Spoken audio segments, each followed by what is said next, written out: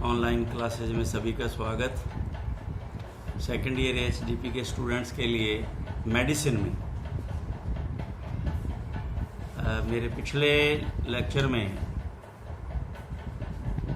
कृमिनाशक, तो मैं अभी आपको एक विशेष सूचना दूंगा।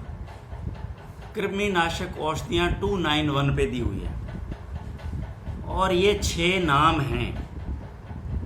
ध्यान से सुन लेना मेरी बात। Nasal schistosomiasis, heartworm, kidney worm, lung worms, ये एक ही है। विपवर्म, कृमि, राउंड वर्म, गोल कृमि, फीता कृमि, टेप वर्म और लीवर फ्लूक। ये आप अपनी क्लिनिकल डायरी में 101% नोट कर लें। इनकी एक एक मेडिसिन या दो मेडिसिन जो आपको आसान लगे, जल्दी याद हो जाए, आप अपनी उसके क्लिनिकल डायरी में नोट करेंगे।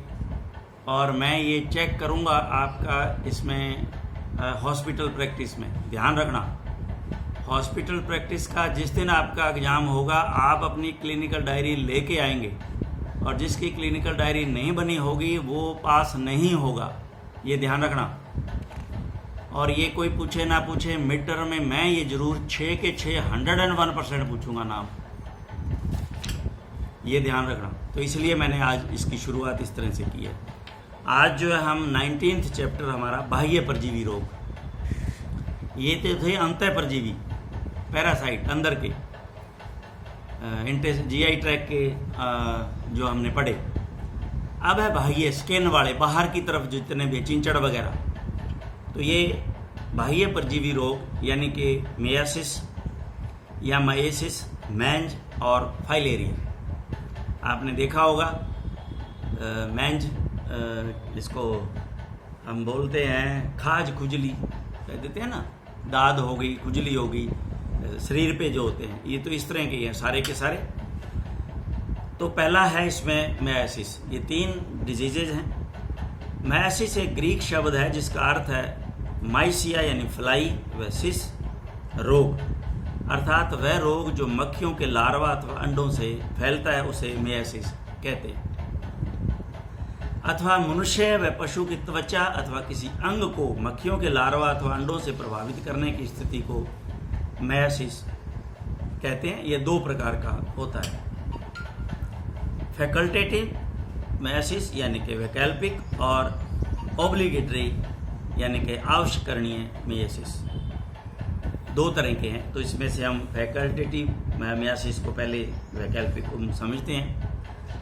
इसमें मक्खी का लार्वा स्वतंत्र रूप से जिंदा रहता है, उसको किसी होस्ट की आवश्यकता नहीं होती।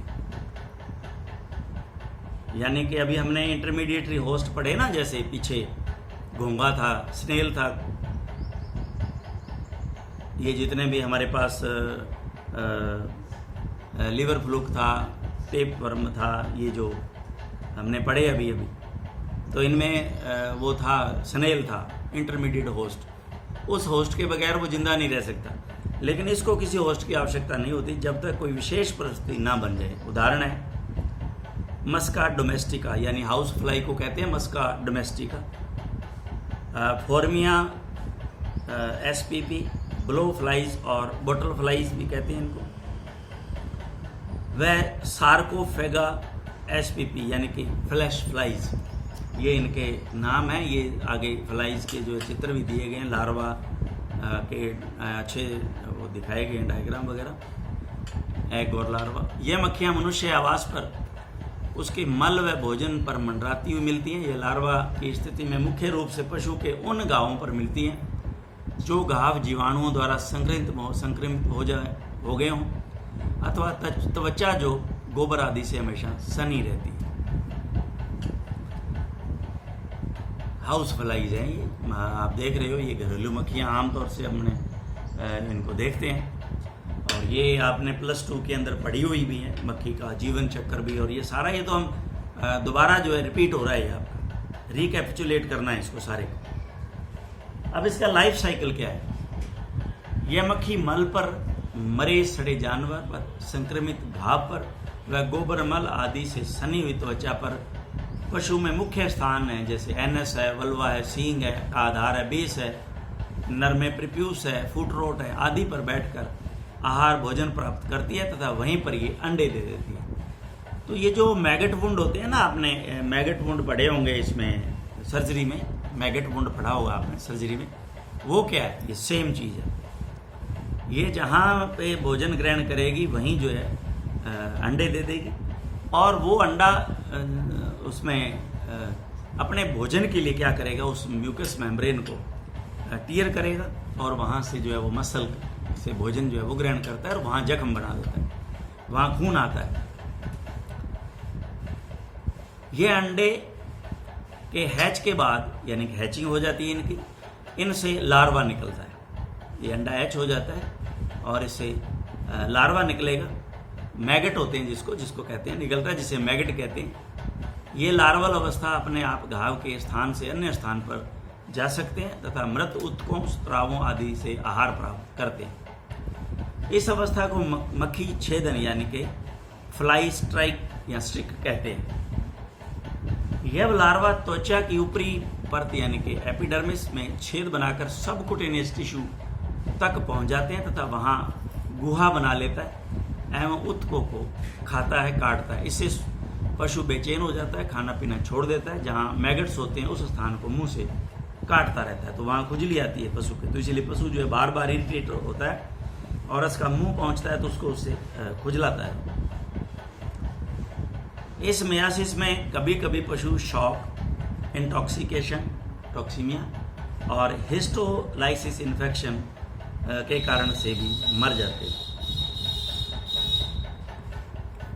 आवश्यकरणीय ओब्लिगेटरी मियासिस, इस मियासिस में मक्खी के लार्वा को होस्ट की आवश्यकता होती है क्योंकि यह इस प्रकार के परजीवी पैरासिटिक हैं। इसे यदि होस्ट नहीं मिलता तो वो मर जाते हैं। ये मैंने आपको पहले भी बताया। जीवन चक्र इसमें, लाइफ साइकिल, इसमें वयस्क मक्खी ताजे घाव पर 200 से 400 अंडे कई लाइन में देती है। 12 या 21 घंटे बाद उनसे लार्वा निकलकर घाव में घुस जाता है। यह वहां आहार के रूप में घाव के स्राव व जिंदा उत्तकों को खाता है। 5-7 दिन बाद यह लार्वा घाव से बाहर आकर जमीन पर गिर जाता है तथा यदि वातावरण अनुकूल हो तो 7 दिन में भी ये प्यूपल अवस्था में यानी कि मैच्योर अवस्था में आकर जमीन में घुस जाता है और उससे मक्खी बन जाती है। ये मक्खी जीवन काल में एक बार ही प्रजनन करती है। तो ये देखिए, ये इस तरह की अवस्था है। ये जो लार्वा है जमीन पर गिर जाते हैं और ये जमीन के अंदर चले जाते हैं, घुस जाते हैं और फिर ये मक्खी बन जाती है। अब फैकल्टेटिव मियासिस में, एटियोलॉजी में, ये देखिए आप, डोमेस्टिक फ्लाई है ये इसके डायग्राम आपने देखे हैं और ये देखिए ए मैच्योर है और ये देखिए लार्वा सी, ये डेवलप्ड है, ये लार्वल स्टेज है इसकी, ये इससे मक्खी बनेगी। और इधर बी के अंदर ये पूरा इसका मक्खी का जो है एंटीरियर पोर्शन जिसमें कंपाउंड आईज है, आई आंख है, फीड कैनाल देखिए, एंटीना जो ये ऊपर यूं इसके होते हैं ना मुंह, ये देखिए मुंह के ऊपर देखिए, यहाँ भी मक्खी के आगे देखिए 2 इस तरह के एंटीना, मूंछ कहते हैं जिनको, एंटीना, और इसकी फीड कैनाल और प्रोबोसिस जो है इसकी, जिससे ये जो है मक्खी जो है चूसती है खून को।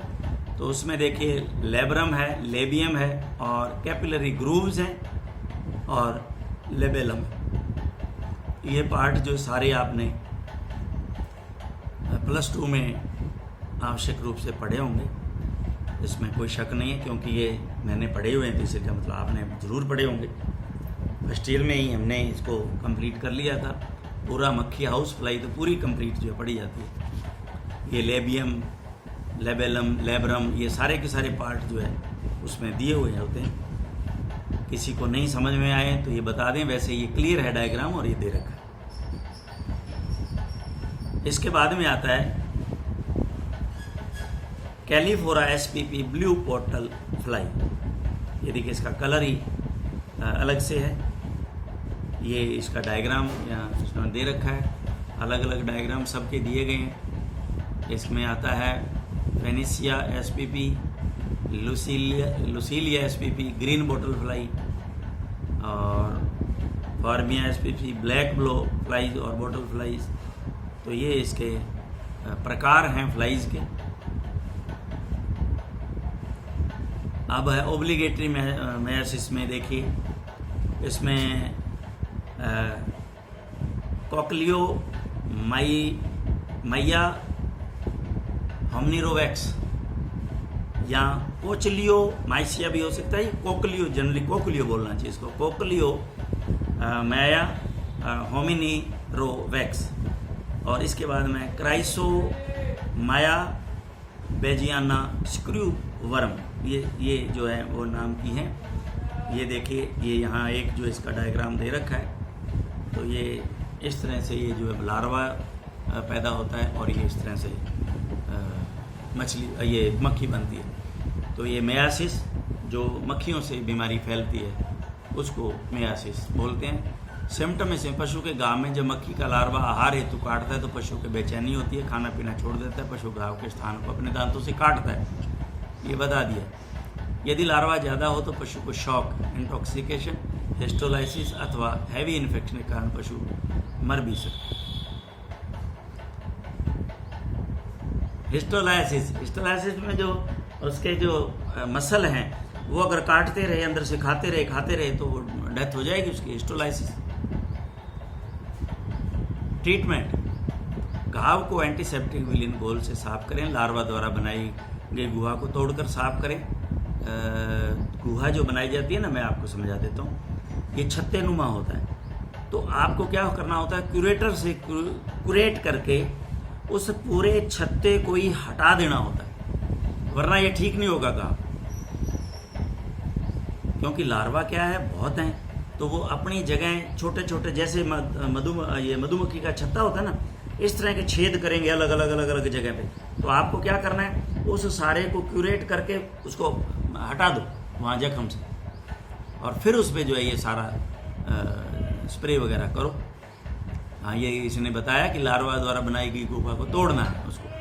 तथा एंटी मैगट स्प्रे जैसे लोरेक्जॉन स्प्रे है, टॉपिकल स्प्रे है आदि लगावें। कुछ भी नहीं हो तो फिनाइल, तारपीन का तेल व कपूर आदि ही लगा दें ताकि मैगट मर जाएं। फिनाइल और तारपीन का तेल, ये यूं आप लगाओगे तो ये कभी नहीं मरे और ना ये मरते हैं। लेकिन इसका एक तरीका है, मैं बता देता हूँ आपको। जब तक बाहर की एयर उस मैगट को मिलती रहेगी वो नहीं मरेगा। आप लगा देना फिनाइल से, यूँ फिनाइल ऊपर छिड़काव कर दोगे नहीं मरेगा वो। अगर कॉटन लगा के रख दिया ऊपर तो भी नहीं मरेगा वो, जब तक उसकी एयर बाहर से आने का आप उसको पूरी तरह से बंद नहीं करोगे, टाइट नहीं करोगे। तो आप गॉज को इस तरह से दबाएं उसके अंदर कि वो बिल्कुल उसमें जगह ना रहे, एयर टाइट हो जाए वो। अगर वो एयर टाइट हो जाता है तो विद इन 10 मिनट्स जो है वो सारे के सारे जो मैगट्स मर जाएंगे। ये भी एक तरीका है। तो पहले दिन जब जानवर आया आपके पास में तो आपने क्या करना है, उसके अंदर इस तरह के वो दबा देने आपने, और कुछ नहीं करना। क्योंकि अगर उनको इतने होते हैं वो निकालने लगोगे फोर्सेप्स से तो बैठे रहोगे। आप उसके अंदर उसको गॉज दबा करके फिनाइल का और उसको टाइट कर दो। दूसरे दिन जब वो आए गॉज को निकालो तो आप देखेंगे सारे मैगट्स मरे हुए हैं। अब आप उनसे धीरे धीरे धीरे सब कुछ निकाल दो, आराम से निकल जाएंगे। और फिर जो वहाँ जहाँ पे वो खड्डे से बने हुए हैं, मैंने अभी बताया मधुमक्खी छत्ते की तरह से, उनको धीरे धीरे कुरेटर से हल्का सा हटा के और उसको हटा दो, साइड में फेंक दो उसको। अब उसको साफ करो घाव को और वो जल्दी घाव भर जाएगी। प्रिवेंशन, पशु को घाव होते ही तुरंत इलाज करावें पशुशाला में तथा उसके शरीर को साफ रखें, विशेष रूप में पशु के बयाने पर, फुट रोट में, एफएमडी रोग आदि में। सबसे बढ़िया बात तो ये है कि जैसे ही कोई आप तुरंत घाव पता चले ना, आप उस पर मक्खी नहीं बैठने दो, बस उसका इंतजाम कर दो, फिनाइल लगा दो उस पर, सरसों के तेल में मिला करके, तारपीन का तेल लगा दो उसमें लगा करके, सरसों के तेल में मिला करके, मक्खी नज़दीक नहीं आएगी। आपके पास कोई भी एंटी फ्लाई या फ्लाई रिपेलेंट, उसको मक्खी को भगाने वाला या मक्खी को मारने वाला कुछ भी है, आप उस पर लगा दीजिए। पशुशाला में डीडीटी बीएससी का छिड़काव करें। पक्का फर्श तो फिनाइल आदि से नियमित धोएं ताकि मक्खी आए नहीं। ये थी हमारे पास हमारी जो है, हमने आज मेयासिस पढ़ा, मेयासिस, और अब है हमारे नेक्स्ट जो हम चलते हैं मेंज पे, खुजली। और ये घाव तो आप क्योंकि सर्जरी में आ जाएगा, इसमें तो मुझे नहीं लगता कुछ पूछने वाली बात है, लेकिन मेडिसिन में आप मेंज पे जरूर जो है ध्यान दें। Very very important. फील्ड के अंदर वो काम सर्जरी का हो जाता है मैगेट वुंड वाला, लेकिन ये खुजली वाला जो है ट्रीटमेंट का है, मेडिसिन लाइन है, तो ये आपको आम मिलेंगे, आम। अगर कहीं पोस्टिंग आपकी बाड़मेर एरिया या मैंने तो भादरा साइड में रहा, तो वहाँ तो यही केस ऊँटों में आते थे जी, ऊँट के खुजली हो। तो आप देख लो कितना भयंकर है, कितना इसका ट्रीटमेंट अनिवार्य है, ज़रूरी है हमें पता होना। फील्ड के अंदर अगर हमने इसका ट्रीटमेंट कर दिया तो ये बहुत ही बड़ी हमारी जो है वो उपलब्धि होगी, क्योंकि जनरली जो है ऊँटों के अंदर भादरा साइड में या बाड़मेर साइड में जहाँ मैं रहा हूँ, मुझे पता है ये बहुत ज़्यादा खुजली के केस आते हैं। इसे कुटेनियस एक्वेरियसिस माइट इन्फेक्शन के नाम से भी जाना जाता है। माइट से यह एक पशु में मनुष्यों का चर्म तथा त्वचा रोग है जो विभिन्न प्रकार के माइट्स द्वारा होता है। यह माइट्स अपना पूर्ण जीवन चक्र पशु पर ही पूरा करते हैं। इस छूतदार बीमारी में ये माइट्स चमड़े के अंदर 0.5 से 1 इंच, अब आप हिसाब लगा लीजिए, ये आधा इंच है, ये लगभग, और ये 1 इंच है। अब इतना देख लीजिए कहाँ तक ये चला जाता है, कहाँ से खरोच के इसको निकालेंगे। गहराई तक घुस जाते हैं, वहाँ पर अंडे देते हैं। इससे खुजलाहट होती है, त्वचा में सूजन आ जाती है, चमड़ी में झुर्रियाँ पड़ जाती हैं, तो चमड़ी मोटी हो जाती है।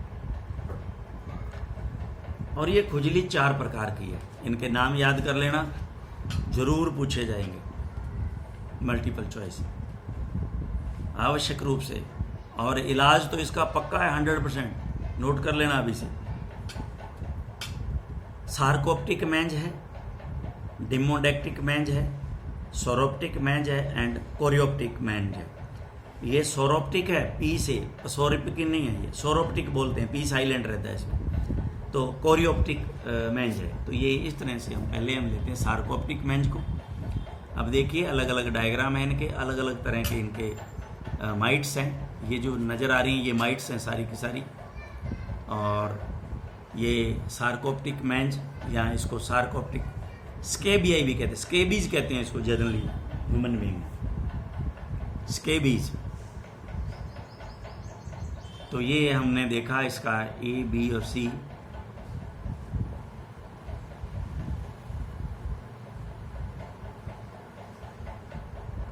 ये देखिए हमारे पास ये इस तरह की होती है ये, और ये गहराई में डीप जा कर के 0.5 से 1 इंच तक, और ये अंडे देती हैं। और ये कारण इसमें, इसे स्कैबीज भी कहते हैं, ये बता दिया मैंने परिचय में।